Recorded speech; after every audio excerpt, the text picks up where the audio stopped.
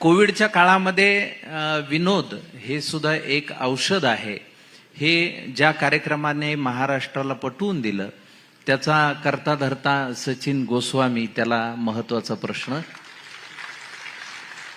की आता तुला दुःख होतं का की आपण दिग्दर्शकच का झालो, अभिनेते का? कारण सगळं तुझ्याकडे अभिनेताच आहे ना. ते केस सुद्धा तुझे खरे आहेत आणि ते सुंदर दिसतात, देखणा चेहरा आहे, सगळं आहे. तुला असं नाही का वाटलं की आपण दिग्दर्शक होऊन जरा चुकलो बा, अभिनेताच व्हायला पाहिजे होतं? नाही, तसं नाही वाटत. अजूनही संधी आहे ना मला, आणि ती आता साधतोस. करिअर सुरू झालंय. आणि आता मी हल्ली करतो 2 दिवसाचे रोल. सध्या मी करतो साधारणतः 2 दिवस. या अटीवर मी अनेक सिनेमात काम करतोय, कारण हास्ययात्रेच्या निमित्तानं 2च दिवस मध्ये गॅप मिळतो आम्हाला. त्यामुळे आणि तू रिटायर होण्याची वाट पाहत होतो मी इतकी वर्ष,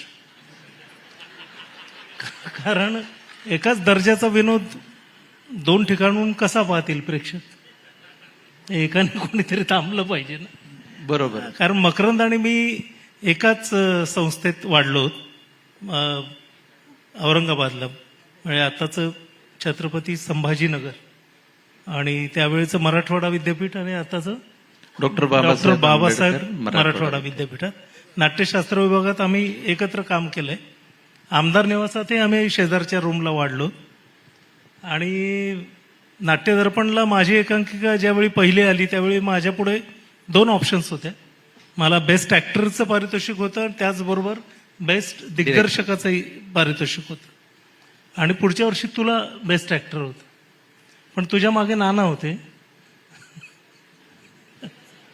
त्यामुळे मी थांबलो.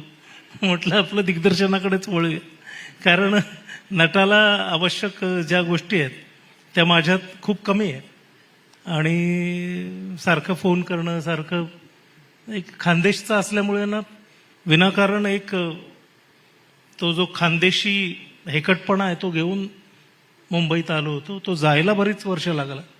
त्यामुळे दिग्दर्शन हे जरा सोपं वाटलं, आणि त्यात मजाही येते ऍक्च्युली.